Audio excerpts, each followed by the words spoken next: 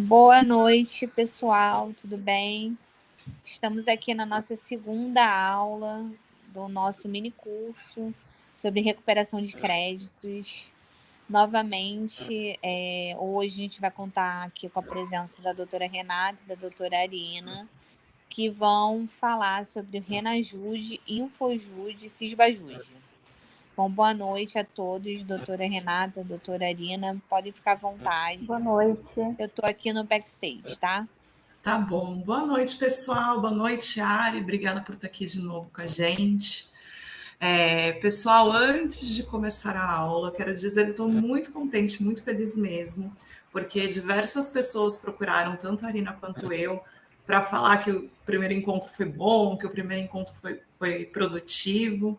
E até brinquei com a Arina que agora, então, a régua das aulas subiram, né, Ari? A gente vai ter aqui que trazer um conteúdo mais robusto para vocês.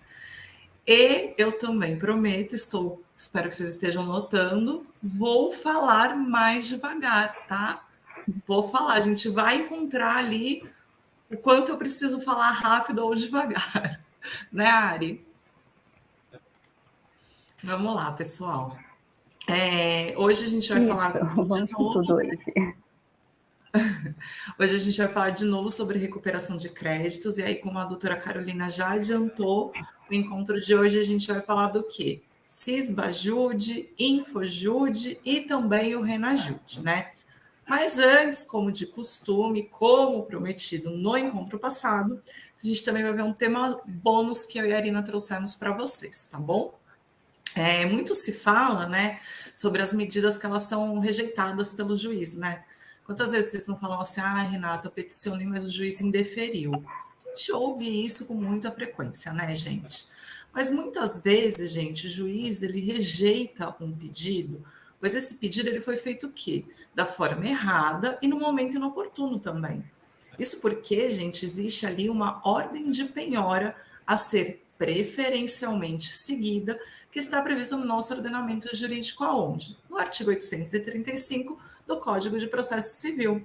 Eu queria só destacar o quê? Que esse rol não é taxativo, tá? Ele é um rol ali exemplificativo, a gente não precisa seguir ele à risca, mas ele deve ser seguido preferencialmente, né? Ou seja, para a gente sair daquela ordem que está ali, gente, a gente tem que justificar para o juiz o porquê que eu estou saindo, o porquê da minha pertinência de sair dali, né? Qual que é o problema disso? O problema disso é que as pessoas elas esquecem completamente que existe ali o 835, aquele rol. Lembra que eu falei ali no encontro passado? Não se deixem levar pela segurança da experiência de vocês. Não se deixem. O estudo contínuo é a única forma da gente não errar e não esquecer as coisas importantes, tá?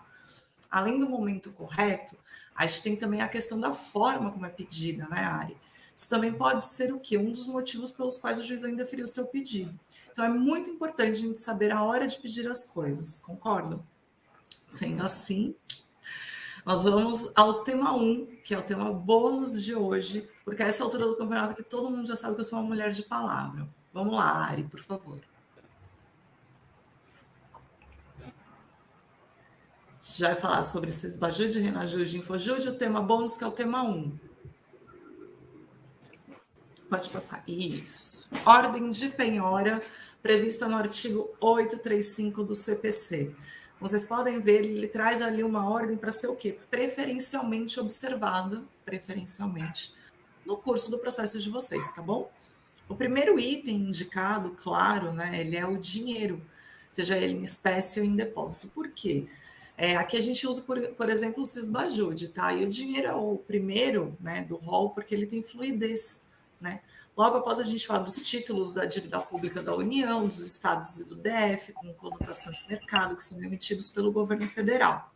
Depois também a gente vê ali os valores imobiliários, com cotação de mercado, veículo terrestre, bens imóveis, móveis em geral, semoventes, e aqui a gente está falando de animais, né?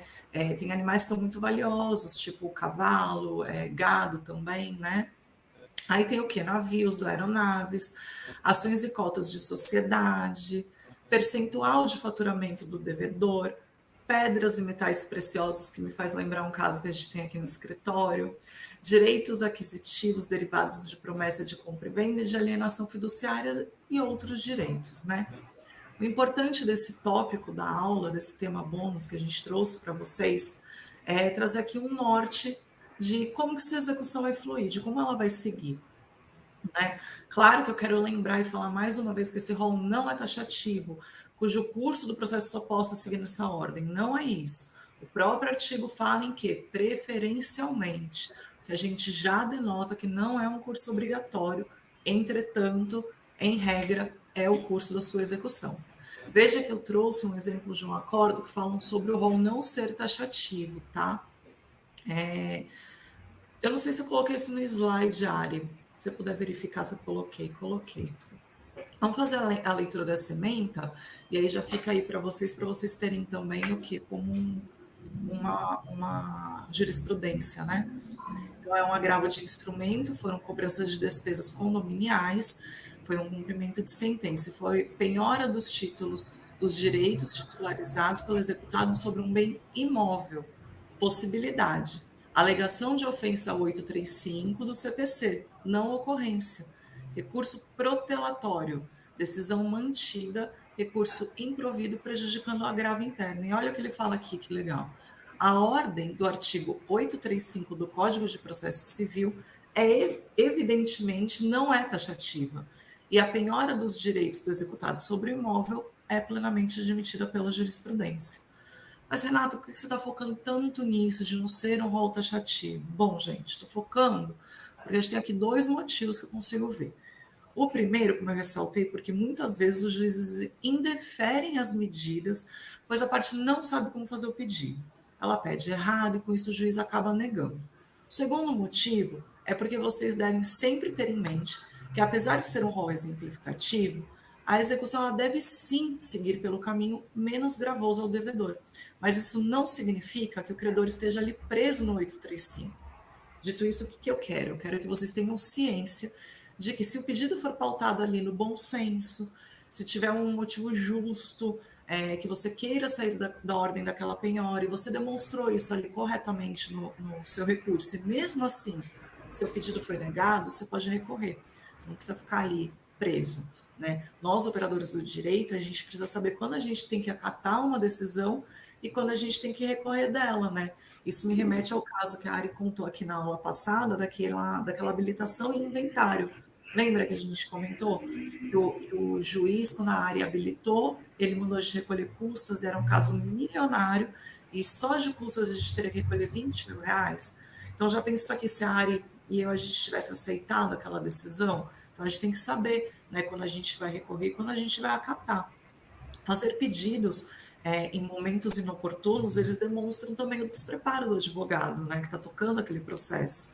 Mas também reflete assim, um real prejuízo para o seu cliente, pois o processo ele sempre será mais moroso para aquele que não conhece o rol do 835 e não sabe o que pedir e nem quando pedir.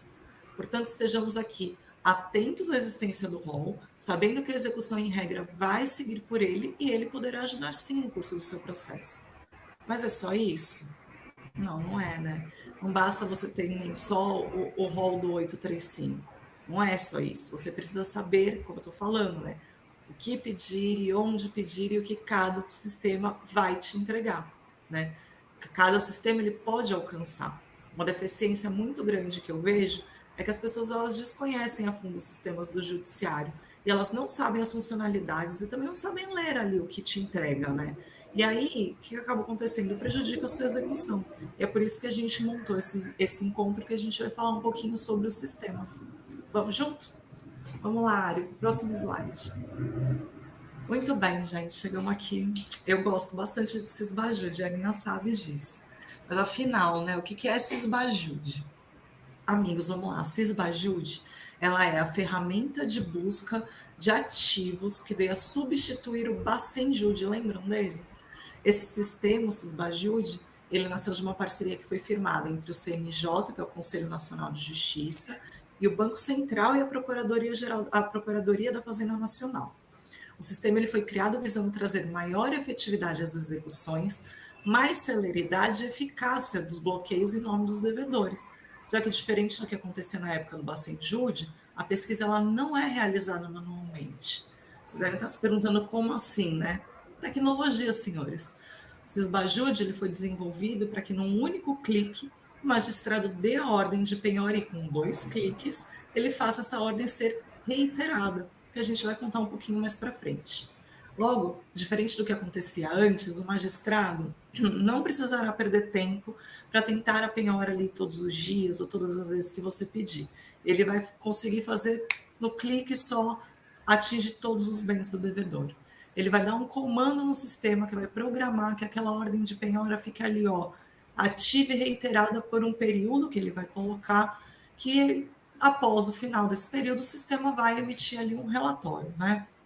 Ali vai conter todos os detalhes da ordem de penhora, tais como informações de valor, instituições bancárias que foram consultadas, valores que foram bloqueados em cada conta.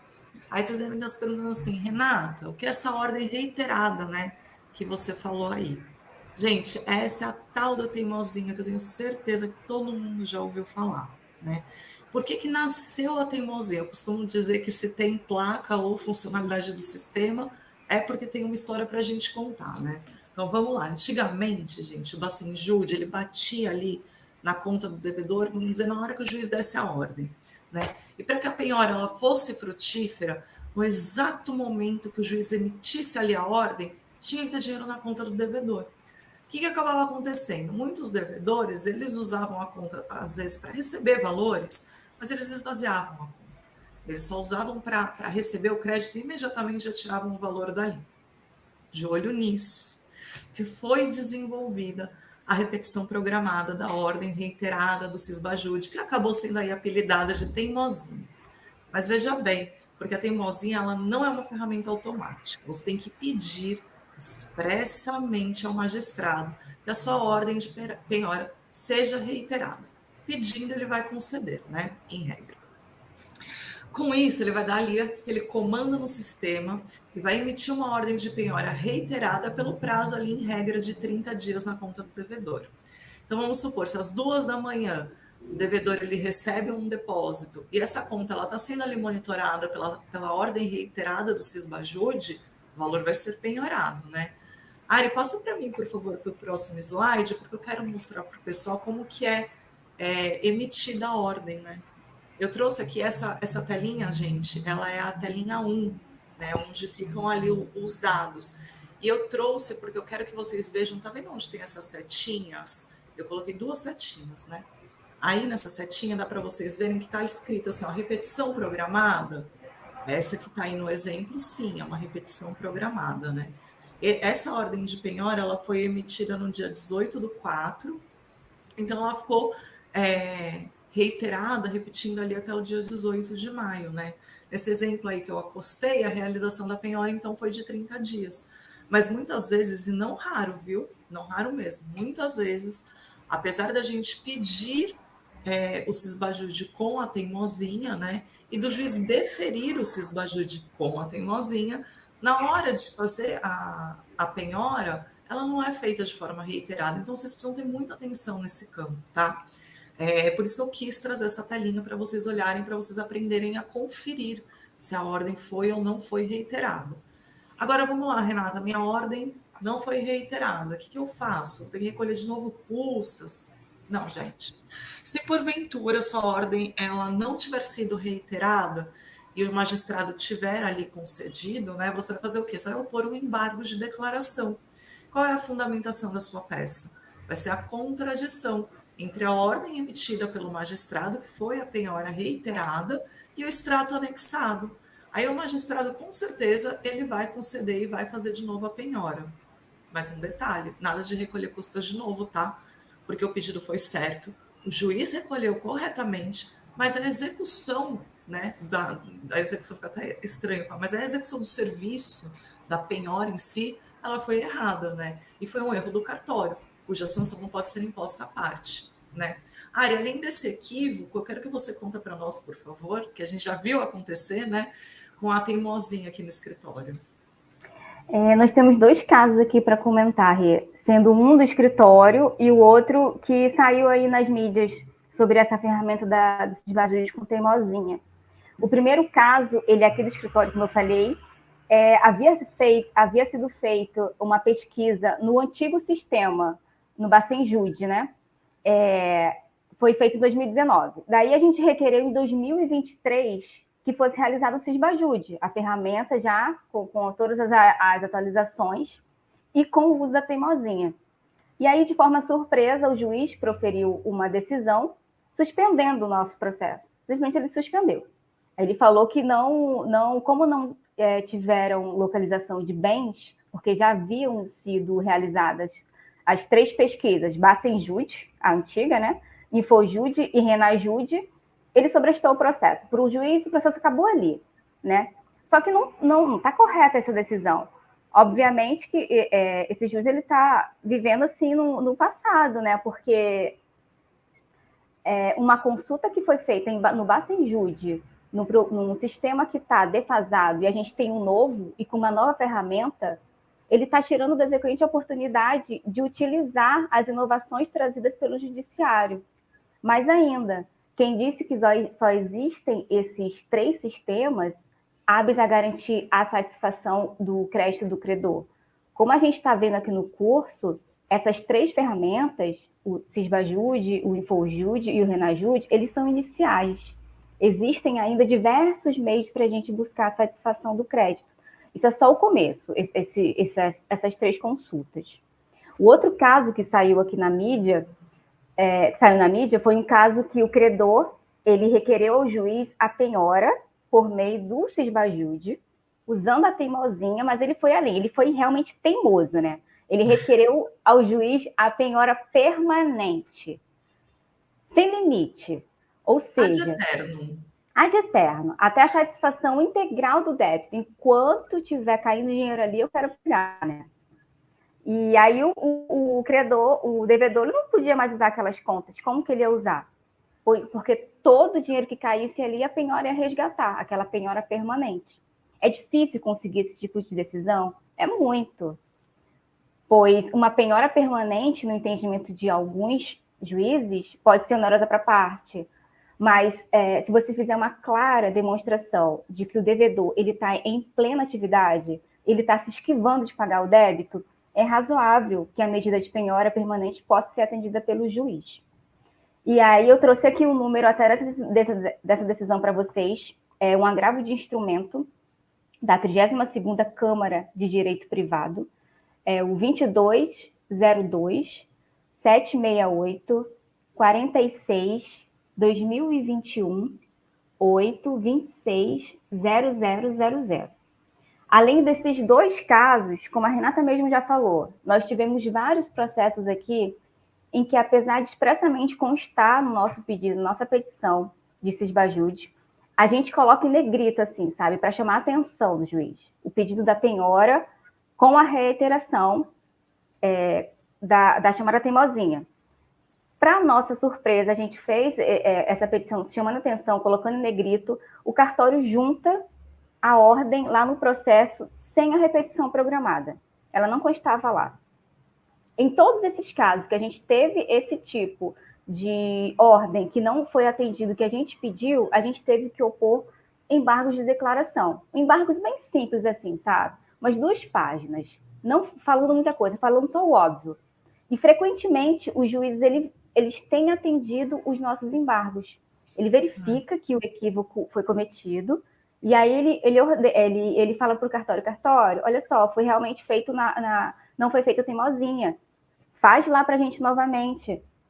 Mas aí, senhores, a gente tem um outro problema. O que o cartório faz? Ele vai lá, olha o despacho do juiz, que manda fazer de novo, e o cartório fala o quê? Recolha as custas. Está certo isso? Não está certo. Porque a gente já tinha recolhido as custas antes. Quem errou não foi a gente, o cartório que errou. Então, a gente vai fazer o quê? De novo, a gente vai embargar aquela decisão. A gente vai contar tudo de novo o que aconteceu, explicando que a gente não tem que recolher as custas, de novo. Porque o equívoco foi cometido pelo cartório e a gente não tem responsabilidade sobre isso. Então, é muito importante que vocês sejam claros no pedido de vocês, chamar a atenção. Mesmo quando for deferido o pedido pelo juiz, quando ele mandar você recolher custas, na petição que você informa que recolheu as custas, você fala de novo. Olha, eu quero pedido do Cisbajude com teimosinha, grifa, com uma teimosinha. Ela já foi deferida.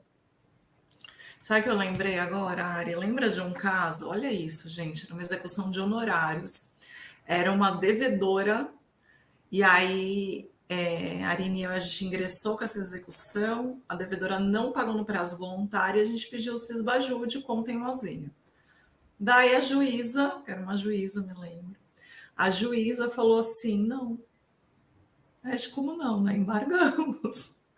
Aí ela disse, não, porque é a primeira vez que vocês estão tentando. Gente, essa decisão, ela é completamente assim descabida, sabe? Não tem nenhum lugar dizendo que eu não posso pedir teimosinha na primeira vez. Você pode pedir, você deve pedir, né? Se o sistema tem uma funcionalidade, você tem que usar a funcionalidade do sistema.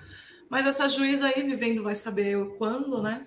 Ela entendeu que eu não podia fazer isso. Mas enfim, né? A gente acabou que, nesse caso, só para vocês saberem o que a gente fez, a gente acabou não recorrendo, porque o valor que a gente teria que recolher de preparo para o recurso ia ser muito superior ao valor da diligência Cisbajude, né? Mas o correto mesmo seria recorrer, né? Mas tudo bem. Muito bem, gente. Então, vamos falar o que agora? São todas as contas que o Cisbajude alcança? A resposta é não. Mas primeiro, eu quero que vocês entendam o que ele efetivamente alcança, para que vocês saibam como vocês vão pedir esse Cisbajude, tá? Gente, eu vou falar isso assim como um mantra. Vocês vão dormir, vocês vão sonhar comigo falando. O segredo do pedido é o pedido correto no momento oportuno, da forma certa. Não tem jeito. O Cisbajude, então, gente, ele alcança o quê? Ele alcança conta corrente, conta poupança, conta salário, conta de pagamento, conta conjunta e, claro, também os investimentos. Além do bloqueio dos valores em si, o Cisbajude ele também pode trazer assim uma chuva de informações. O Cisbajude ele conversa com outros sistemas. Vocês vão notar aqui no decorrer da nossa aula que vários sistemas conversam com outros sistemas. E aí, por conta disso, a gente consegue o quê? Obter cópia dos contratos de abertura de conta corrente, conta investimento, fatura de cartão de crédito do devedor, cheques por ele emitido, extrato do PIS e do FGTS, além também de contratos de câmbio. O Cisbajude alcança, inclusive, pessoal, ativos mobiliários, bem como conta bancária utilizada para pagamento do cartão de crédito do executado e origem dos seus depósitos. Ou seja, é uma chuva de informação. Aí vocês se perguntam assim, Renata, então eu vou peticionar aqui, vou falar, quero Cisbajude, e o juiz vai entregar tudo isso para mim? Nessa altura vocês já sabem que não, né, gente? Não basta, definitivamente. Inclusive, eu trago notícias não muito boas, porque mesmo pedindo expressamente, muitos juízes se fazem de desentendidos e não entregam as informações completas, né?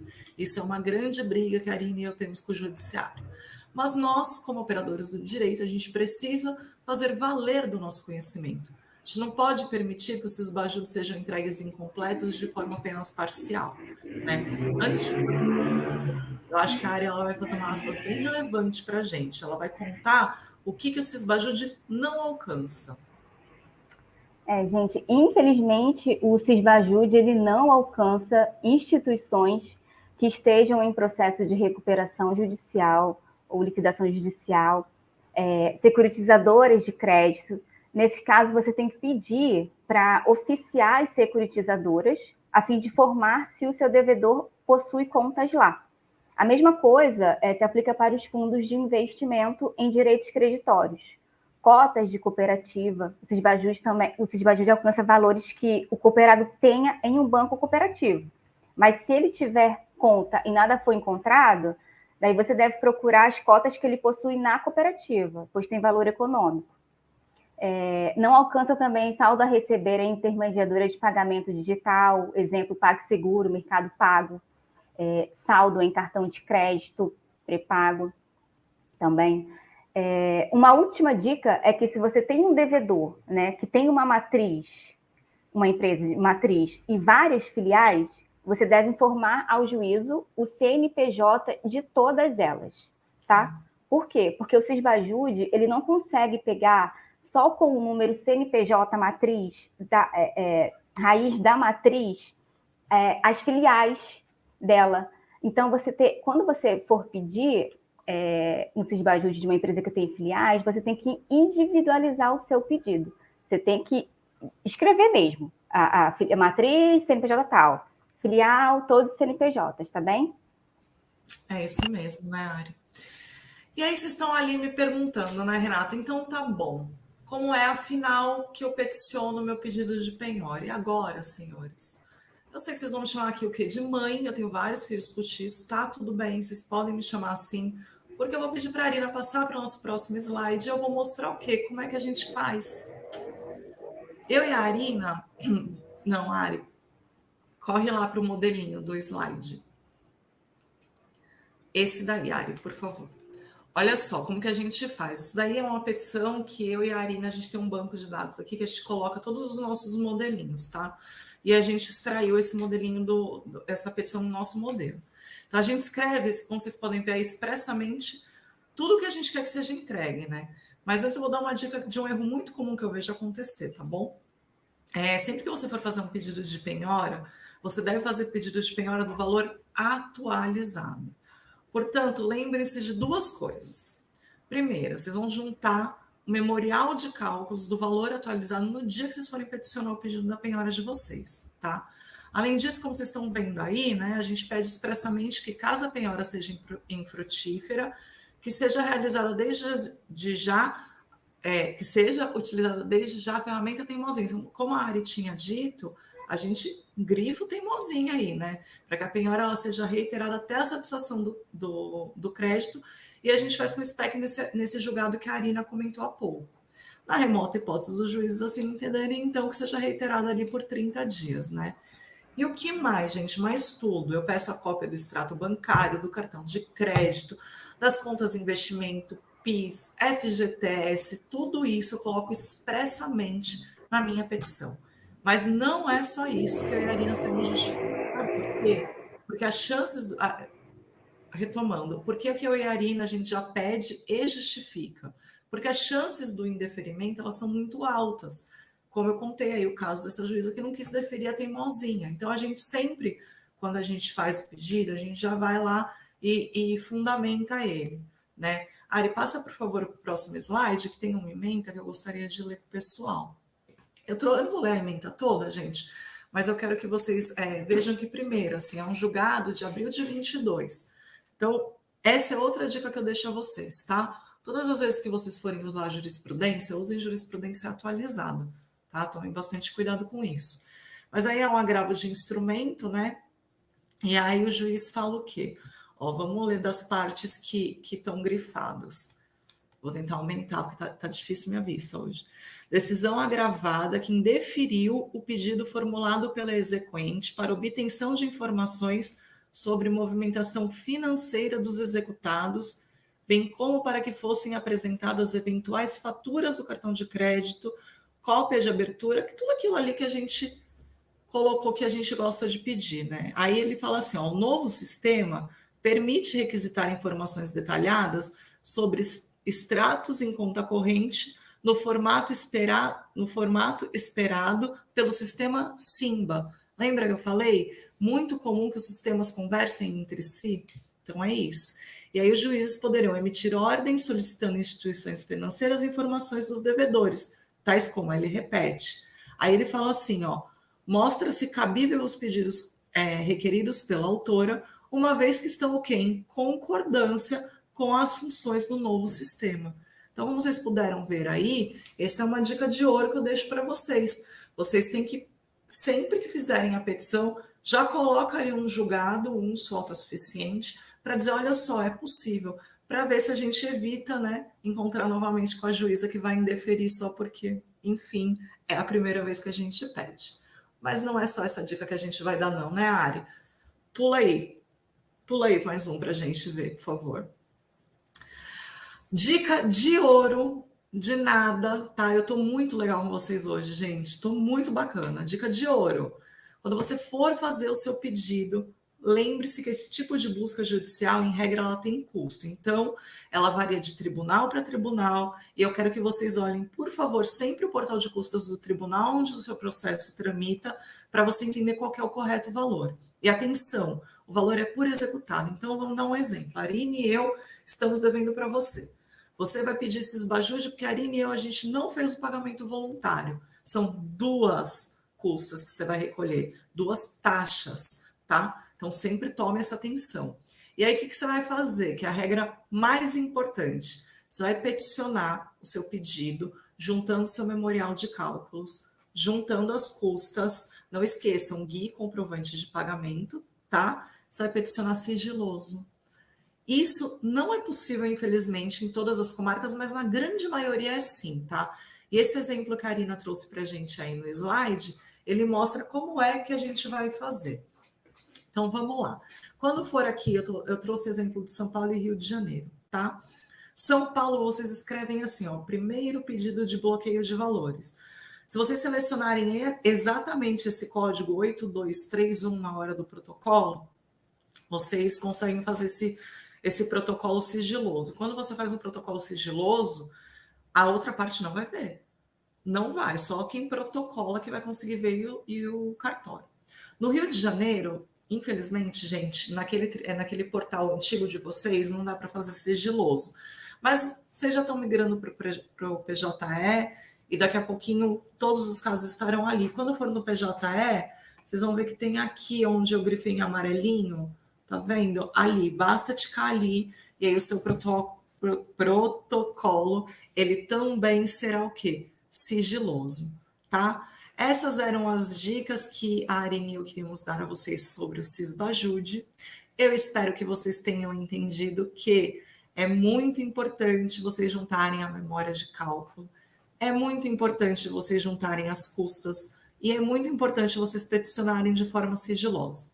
Além disso, é muito importante vocês pedirem tudo que vocês querem que o sistema entregue de forma expressa. E tenham atenção na hora que o magistrado juntar o extrato, porque, como a gente falou, não é raro a gente precisar opor embargo de declaração, porque, apesar de ter sido concedida, a teimosia não foi feita, tá bom?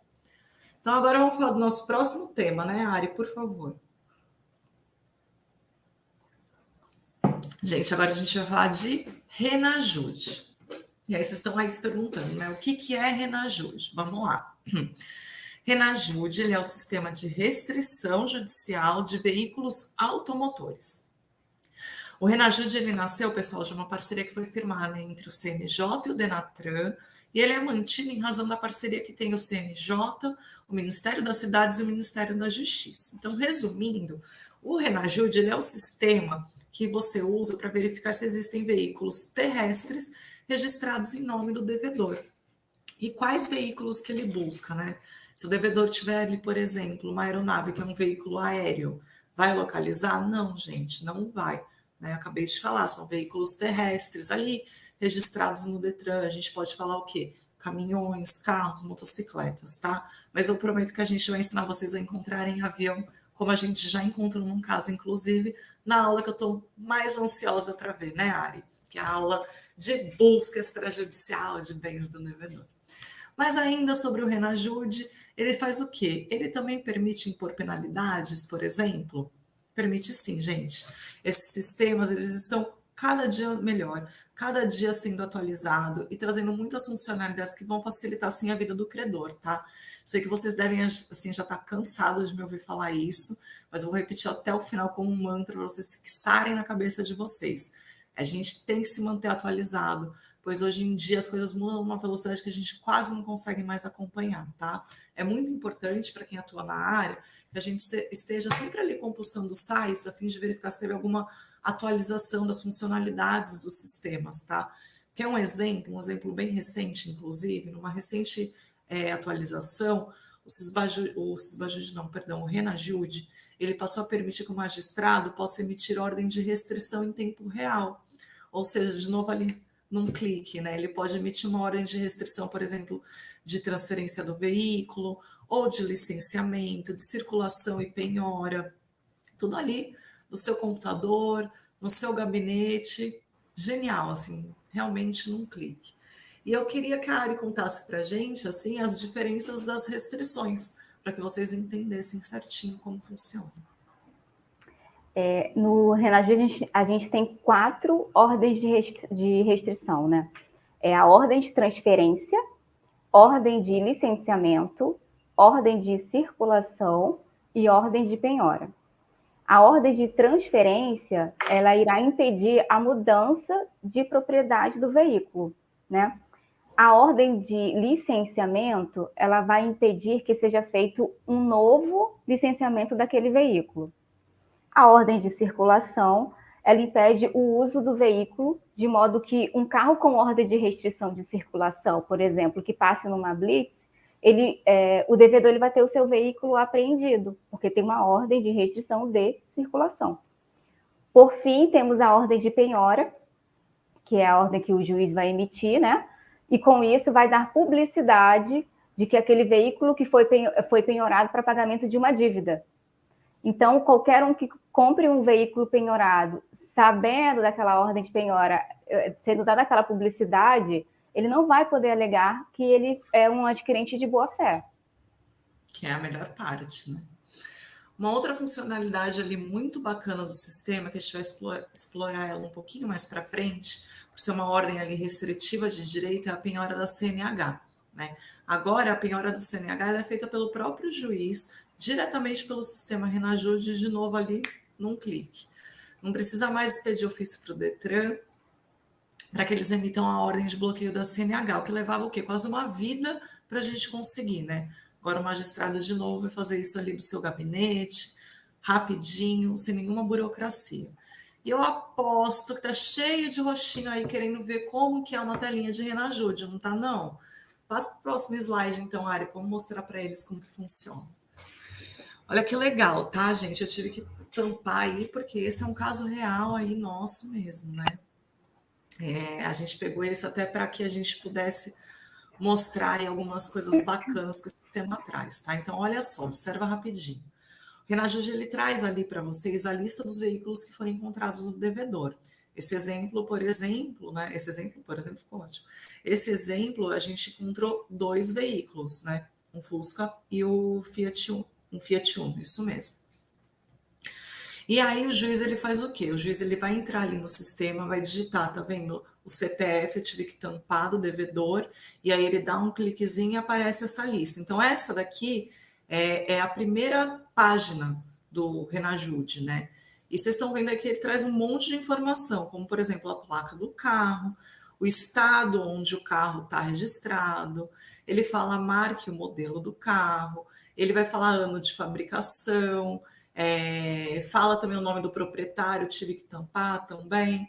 E aí ele traz uma funcionalidade que eu gosto bastante, que ele fala o que se o veículo tem ou não tem restrição, tá vendo? Isso é muito legal. Na próxima tela, além dessa telinha, desculpa, tem a telinha que cada veículo desses tem mais informações.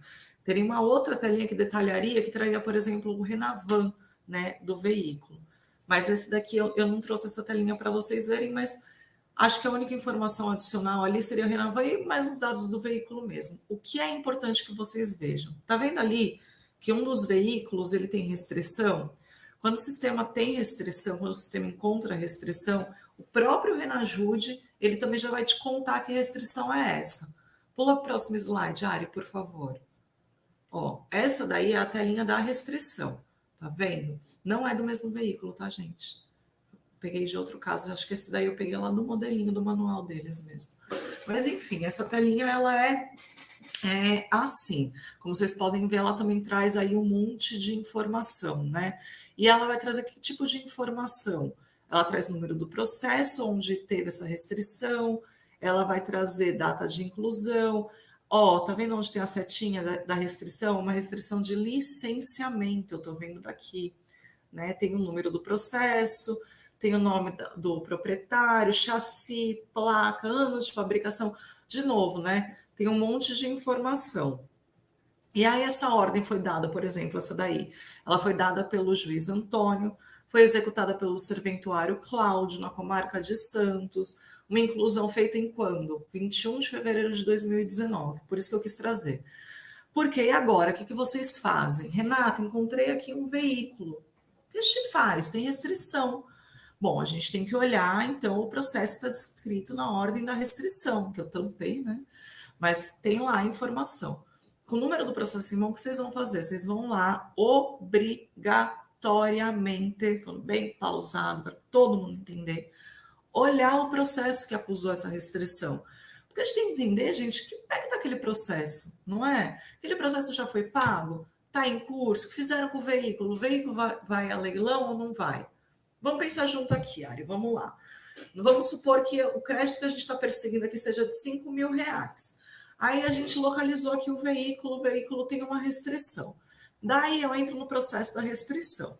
O processo da restrição me diz que a dívida é de R$ 3.000, vamos supor. O que eu faço, Arina? Socorro. A gente vai pedir para aproveitar essa penhora, né? E o que sobrar depois do leilão daquele bem, por exemplo, após o pagamento da primeira dívida, aquela dívida de R$ 3.000, a gente pode receber o restante. Ou seja, exemplo, o bem foi a leilão, né, o veículo, ele foi arrematado por R$ 10.000. Isso daí sobra, né? A gente tem uma dívida de 3.000 lá, a primeira, e a nossa é de 5. Dá para pagar a primeira dívida do processo que consta a restrição e ainda vai sobrar para a gente. Logo, não é porque um veículo tem restrição ou qualquer bem que seja que a gente vai desprezar ele. A gente precisa, de novo, né, sempre lembrando, fazer uma análise com calma para ver o que compensa e se vale a pena o que vale a pena a gente fazer com aquele bem, com aquela informação que a gente teve. É isso mesmo, Ari. Agora, como eu sou muito legal com vocês, eu estou muito legal hoje, é impressionante, gente. Eu vou mostrar aqui uma sugestão de petição. Ari, pula, por favor, aí para o próximo slide. Muito bem. Pessoal, tá vendo como a gente faz aí o pedido? A gente sempre pede de novo, né? De uma forma bem completinha. E olha só como a gente escreve, né? A gente escreve assim, ó. Presidente de Vossa Excelência, né? Pesquisa Renajude em nome de... Bota de novo o nome do devedor. No CPF, coloca de novo o CPF ou CNPJ. Requerendo desde já que, se a consulta for positiva, seja emitida ordem de penhora de restrição administrativa quanto à transferência do veículo, licenciamento e circulação, bem como a averbação do registro de penhora de veículos automotores cadastrados na base do Índice Nacional, que é o BIM, do Registro Nacional de Veículos Automotores Renavan. Ainda requer, desde já, que, em caso de consulta positiva, seja anexada a tela de detalhamento do veículo, que é essa que eu falei para vocês, bem como a tela de restrição, que é a que eu mostrei agora há pouco, caso seja apontada alguma restrição no veículo. Por que eu já coloco assim? De novo, para tentar, de alguma forma, evitar que o juiz junte a primeira telinha que a Arina mostrou. Daí acusou ali 2 veículos. Eu faço o que é com esses 2 veículos, gente? Preciso da segunda telinha, que a telinha tem o detalhamento do veículo. Ah, tem restrição. Mas me junta aqui, pelo amor de Deus, a telinha da restrição. Eu estou falando, de novo, gente, se eu estou falando é porque tem história. Eu e a Arina, a gente vê muito isso acontecendo no nosso dia a dia. Então, de novo, façam sempre o pedido bem completinho mesmo, tá? O pedido completinho é o que vai salvar vocês, né? Agora aí, Ari, último tema já passou rápido, gente, hoje eu tô achando. Não tô gostando. Vamos lá. Agora a gente vai falar o quê, pessoal? De Infojude. O que é Infojude? Infojude, pessoal, ele é o sistema de informações do Judiciário e ele tem como objetivo o quê? Atender às solicitações feitas pelo Poder Judiciário junto à Receita Federal. O Infojude ele tem como objetivo permitir aos juízes o acesso online ao cadastro de contribuintes na base de dados da Receita Federal, além das declarações de imposto de renda e imposto territorial rural. E quais informações que o sistema entrega, né? Ele entrega declaração de imposto de renda de pessoas simples, pessoa jurídica simples, assim como declaração das pessoas físicas e os dados cadastrais de pessoa jurídica. Também entrega as contribuições provisórias de movimentação financeira. No InfoJude, eu descubro o quê? CPF, CNPJ do devedor, eu posso ter acesso à declaração de imposto de renda dele, de imposto territorial rural, alguma operação imobiliária. O grande segredo é o quê? Saber ler a informação do documento, gente, de novo. Aí vocês estão se perguntando assim, né? Mas é só isso que o InfoJude traz para mim? Claro que não, né? Como eu disse lá atrás, né, o InfoJude, assim como o Sisbajude, ele conversa, ele dialoga com outros sistemas, né, com outras ferramentas. Então, por intermédio do InfoJude, a gente consegue pedir o DOI, o Decred e o DIMOB. E com isso a gente consegue trazer mais informações. E o que é o DOI, né, gente? O DOI são as declarações de operação imobiliária. Os cartórios de todo o país, eles prestam informações sobre todas as operações imobiliárias realizadas por pessoas físicas e jurídicas. Então, todo contrato de compra e venda de imóvel que é registrado no cartório é comunicado. Isso difere daquela pesquisa extrajudicial que a gente faz, pois lá a gente só pegaria o quê? Se o imóvel tivesse já sido, se a matrícula do imóvel já tivesse no nome do devedor, tivesse sido registrada, né? Claro, a gente tem aqui um pulinho do gato, mas estou ansiosa, mas eu não vou cortar a fala da Arina ali naquela aula maravilhosa de pesquisa extrajudicial de bens, mas ela também vai ensinar uma outra forma de vocês fazerem essa busca, tá? E aí o DECRED, né? O que é esse DECRED, afinal? O DECRED é a declaração das operações com cartão de crédito, devendo ser todas as operações, compreendendo o quê? Identificação do usuário dos serviços e os montantes globais mensalmente movimentados. Quem é que tem essa obrigação de entregar isso? São as administradoras dos cartões de crédito, que devem semestralmente, enviar essas informações para a Receita Federal. Ah, Renata, mas no que isso me ajuda? Te ajuda a traçar um perfil do seu devedor e a entender quem ele é, o que ele gasta, onde ele gasta. O segredo é você saber quem é seu devedor também, tá? Agora, o DIMOB. O que é o DIMOB? O DIMOB é a declaração de informações sobre atividades imobiliárias. O objetivo desse documento é declarar todas as transações referentes à comercialização, intermediação e locação de imóveis. Essa declaração ela deve ser entregue à Receita Federal até o último dia de fevereiro de cada ano, tá? E ela também vai te ajudar o quê? Primeiro, a saber se o seu devedor recebe ali algum provento que seja passível de penhora, né? E segundo, de novo, é traçar ali o perfil do seu devedor, tá? De novo, sabendo aí da curiosidade, né? E eu confesso que eu também tinha de ver, eu trouxe aqui no próximo slide uma telinha para vocês verem. Olha só, gente. Essa é a telinha 1, tá? A folhinha 1. No próximo slide eu vou mostrar um pouco mais de informação, mas nessa folhinha ela já te traz o quê? Ela traz o nome, o CPF, data de nascimento. Não, pula para a próxima telinha, Ari. Aqui volta, desculpa. Ali são só as informações bem basiquinhas mesmo. Onde tem informação robusta na próxima, que é onde a Ari vai agora, essa daí. Aí é que eu tive que tampar tudo, mas tá vendo? Ó, tem CPF, título de eleitor, telefone, e-mail, isso é bom porque acordo é sempre bom. Quem trabalha com recuperação de créditos tem que falar acordo como fala bom dia. Então, é muito bom que a gente tenha essas informações ali, informações cadastrais, né? Então, outra informação que eu adoro ali, se o devedor ele é solteiro ou ele é casado. E se teve alteração de dado cadastral? Esse daí, por exemplo, teve. E aí eu fico me perguntando assim, né? O que será que foi? Pode ter sido ali um divórcio, altera o dado cadastral, pode ter sido uma alteração de endereço. A gente vai ter que ali dar uma investigada um pouco maior para a gente saber o que foi. Mas, de novo, ó, despertem a curiosidade, né? Trouxe ali uma informação de alteração que a gente precisa investigar melhor para entender quem é o nosso devedor, né? Ele também vai falar, que tem aqui na telinha, tá vendo que tem alimentando os dependentes. Então, se ele pagasse ali uma pensão alimentícia, a gente também ia ficar sabendo, né? Esse devedor não paga. Passa para o próximo slide, Ari, por favor, que eu vou trazer mais informações para vocês verem. Olha só nesse slide, o que eu consigo, só olhando essa telinha aí, pensar do meu devedor. Meu devedor é um trabalhador não assalariado, então ele não tem nenhum registro em carteira. E aí eu estou percebendo que ali de janeiro a outubro, esse mocinho ganhava R$ 2.000 certinho, ó. E aí, novembro e dezembro, dobrou o valor dele. Percebe? Eu consigo já pensar assim, eu fico me perguntando quem é o devedor. Gente, com essas informações, a gente vai sempre traçando ali, né? Perguntando quem ele é. Passa para o próximo, Ari, por favor. Ó, aí o que eu quis trazer para vocês verem, tá? Essa declaração tem um imóvel, né? Então, eu tampei algumas informações, mas olha só, é um imóvel residencial. O valor declarado ali é de R$ 270 mil.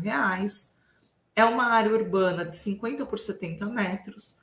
É uma residência com 2 suítes, 4 quartos, cerâmica forrada, adquirida ali em 2005. Muito que bem. Escreveu ali todo o imóvel, ou seja, com essa descrição eu posso fazer o quê? Traçar de novo o padrão de vida no meu devedor. Falando do tamanho da casa, gente, permite completamente você pensar isso. O que eu gostei também, a data de aquisição. Por que eu gostei da data de aquisição? Porque tem outra informação que eu estou ali indicando com a setinha, ó, registrado em cartório? Não, não está registrado esse imóvel em cartório. E aí, se o imóvel não está registrado em cartório, vocês vão encontrar isso puxando ali uma consulta na matrícula? Claro que vocês não vão encontrar. Inclusive, eu acho que a Arina quer comentar um caso que eu lembro muito bem desse caso, não quer não, Ari? Você está no mudo, Ari? Ai, perdão. É um caso que também do escritório tem como devedor tinha como devedor uma pessoa jurídica e o sócio, né? E aí a gente pegou esse Infojude dele, foi uma alegria, né? A gente tem várias informações aí de cara desse devedor. A gente já tinha encontrado aí 3 imóveis que não estavam registrados e encontramos também um veículo. Mas, como a Renata falou, esses imóveis eles não estavam registrados. Aí a gente tem um pequeno problema, né? A gente tem que correr atrás de saber onde vive, onde está, como foi, onde tem registro, né? A gente não iria encontrar no cartório. Mas na própria informação da declaração de imposto de renda tinha essa informação de que esses imóveis não tinham registro. Mas possivelmente, se a gente procurar bem nos cartórios, pode existir algum contratinho de promessa de compra e venda, procuração, por exemplo. Seria uma forma também da gente descobrir, pela análise desse caso, como a Renata falou, que a gente já consegue traçar, olha a casa desse devedor, a gente já consegue traçar um perfil dele. A gente, por meio de busca de procuração, a gente consegue descobrir se tem um laranja por aí por trás, né? Então, se ainda assim a gente não conseguir encontrar, o que foi que esse devedor fez? Ele fez uma falsa declaração de imposto de renda, né, gente? Que também é um crime tributário. Sem sombra de dúvida, né? Mas eu acho que também, Ari, outra coisa que seria legal a gente contar, né, é que além do crime tributário, pode ser o quê? A gente pode encontrar quem, Ari? Os laranjas, né, do devedor.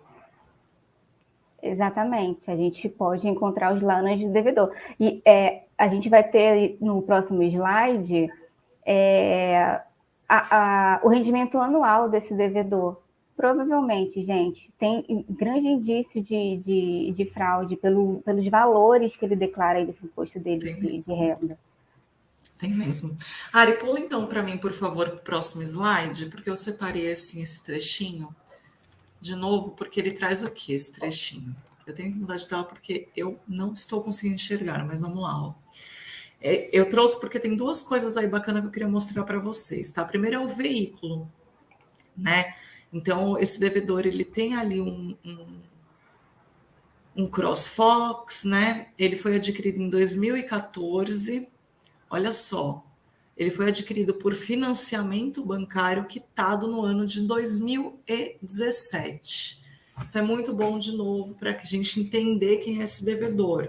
Vai colhendo informação, vai guardando informação que vocês vão traçar ali o perfil do devedor. E aí de baixo vocês vão ver o quê? Ele tem uma poupança. Isso daí tá bem vazia, né? Mas vamos lá, ele tem ali uma poupança. Se fosse investimento, ele também ia aparecer assim, tá, gente? E ele, vocês estão vendo aí, ele mostra ali ó, o número da agência, conta, titular, saldo, né? Esse saldo que nós estamos vendo, né? Mas quando eu olho assim, uma conta poupança, que eu vejo, conta poupança, e aí eu vejo um saldo aí, R$ 440. Gente, isso me desperta um alerta, assim, então todos os meus sentidos berrando que ele está fazendo outra coisa com essa conta poupança. O que você acha, Arina? Gente, cuidado com a conta poupança de vocês. Olha, Aqui, não sei eu que estou falando isso, hein? Nesse caso aqui, gente, a gente também tem alguns casos aqui do escritório em que a gente conseguiu penhorar a conta dos devedores e aí eles alegam que, não, essa minha conta aqui é poupança. O que a lei diz? Até 40 salários mínimos, impenhorável. Mas é preciso ter atenção, gente, com essa ligação de conta poupança. Digamos que o devedor ele possui uma conta poupança, né? Primeiro, para que serve uma conta poupança, né, gente? No início da palavra já fala poupa, né? Serve para guardar dinheiro. Mas aí o que acontece com essa conta poupança desse devedor? Ele usa como se fosse uma conta corrente. Ele movimenta ela como se fosse uma conta corrente.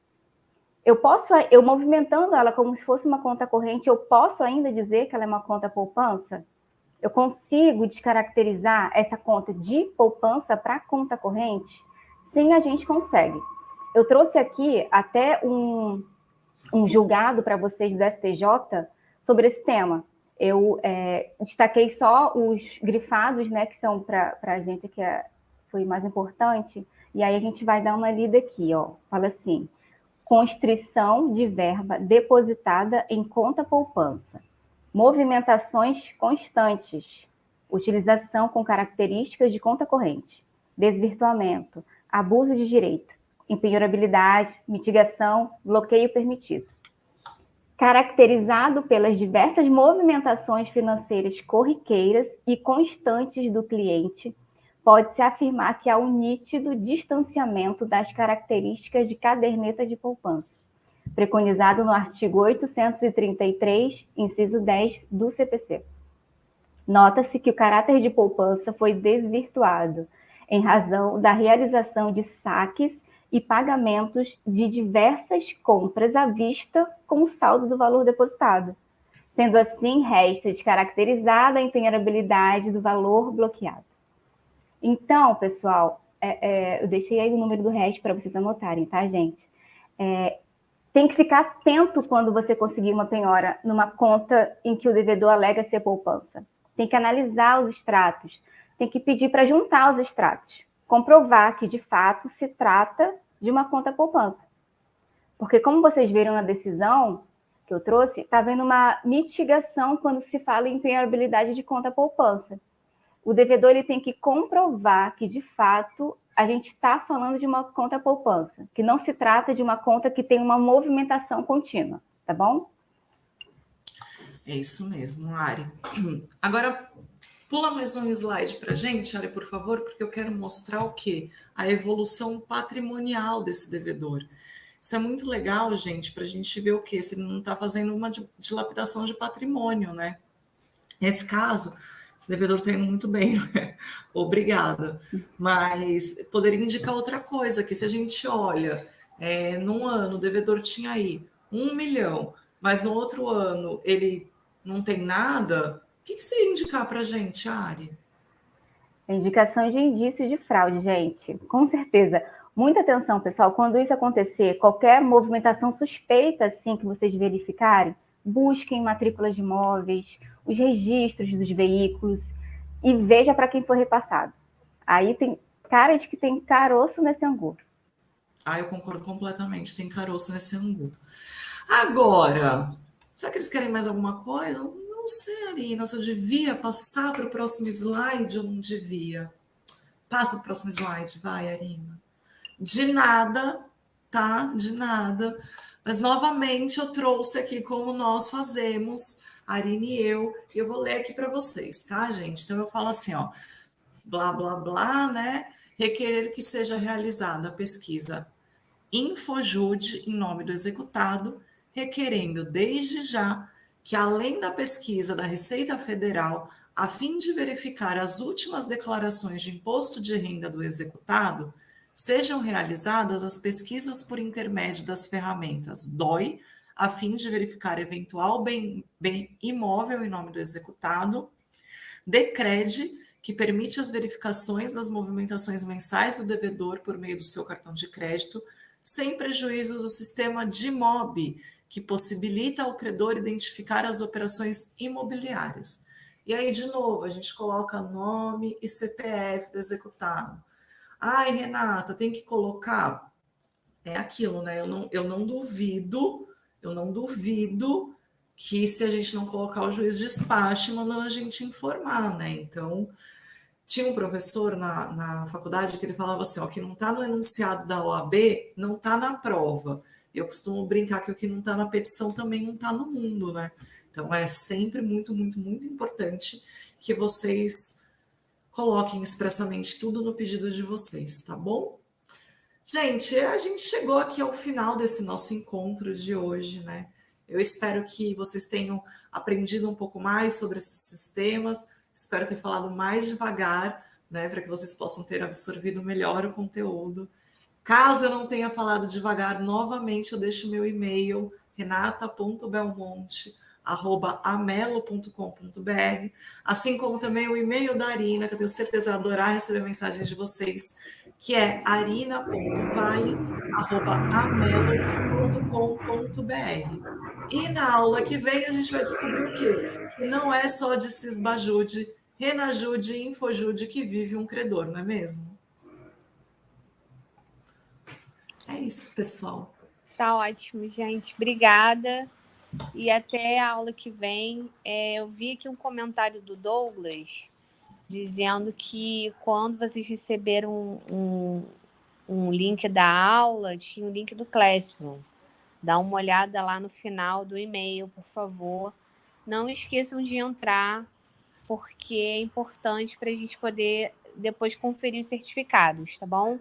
Até terça-feira. Obrigada, Renata, Arina. Obrigada, e até a próxima. Obrigada a você. Obrigada. Boa noite, gente. Tchau, tchau. Boa noite.